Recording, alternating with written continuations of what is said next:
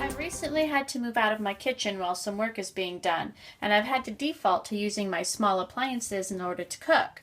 I also have the use of a small bit of counter space here to work with. One of the things I was having some difficulty with was the loss of my oven. Usually I have a toaster oven, so without my toaster oven being available to me right now, I was sort of struggling. And I was able to get this. This is called a Big Boss. It's a halogen infrared convection oven system, and it's a big glass bowl. This particular one is, I believe, 16 quarts, and I'm a little bit surprised about how this is going to work. So what it does is it uses the three cooking systems, the halogen, the infrared, and the convection, in order to do all of your cooking that you would do in your conventional oven right in here. And it also comes with an extension ring which raises the vertical height of this oven, allows you to do up to, I believe it was like a 16-pound turkey. So we're going to go ahead and get into this thing and have a look at all the pieces and the components. This right here will give you an example of what the extension ring is. When you put it on, it's going to raise the height of that, as I've said. So this right here will give you an idea what that will look like. And then I'm going to get this out of the way because we need the rest of this counter space. So this right here is the motor head, and this will give you your temperature gauge, which goes everywhere from thaw, wash, and 250 degrees right on around to 480 degrees Fahrenheit. Then it also has the timer. When you set the timer and put the handle down, you can hear it's got an engagement back here where it turns the unit on. Works only when the timer is on. Then you have the heat indicator and a power indicator. So this is pretty much the lid of the unit. Inside we have our direction booklets, and I'm assuming this is going to give you not only the instructions but probably a few ideas on how to use this machine. We have a mesh tray, and this I think is what you'll use for anything that you don't want to fall, through the regular grating. You could probably use this for French fries and maybe grilling like maybe smaller vegetables or things like that.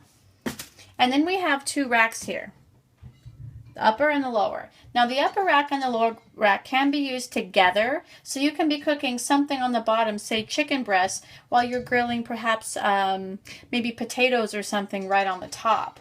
So this comes out. You can also use the bottom rack just by itself. I would use this rack if I was going to make a roast or a chicken or something of that nature. And you can also just use it just like that without any rack at all. The convenience of using the rack is that the convection, which circulates hot air around the unit, is going to be able to get underneath your food and aid in probably cooking a little bit faster. But I assume that there would be times when you would just want to use the bottom of this. Like if you were maybe putting a little bit of fat or grease or something in there and wanted to crisp something up in it, or not really sure, but I'm sure that there's other uses that you would want to leave all the racks out. Now this particular glass bowl is really heavy. It's very large, as you can see, and it sits right on this base so that it doesn't get right onto the counter to get any of the hot glass right where you don't want it to be. And other than that, I think that's pretty much the bulk of the unit here. Now this does use a halogen light bulb inside, and the halogen pretty much just crisps things up. The infrared is going to cook your food from the inside out, so while your halogen is cooking the outside in, the infrared is cooking the inside out, and the convection is swirling the heat around. So it sounds like it's a pretty good setup here. It does have a thaw feature, so you can actually put frozen food in here and use things right from frozen, thanks to the infrared system. So if I forgot to maybe take out a steak or something, I could put that in right from frozen. It has a wash cycle where you should be able to put in about an inch or two of your water with your dishwashing liquid, and it will I guess wash itself, or at least most of the bottom of it. I have to try that a little bit to see how that's going to work. The other nice little tidbit they give you with this is this spray jar here. Now this is something that you'd be able to put oil into and then take off the top and spray oil, there's a little bit of water in there, onto your food. So I probably won't use this. I do have a mister that I use, and this came to me right out of the box already cracked, so it's not going to probably be a good good thing to use just like that.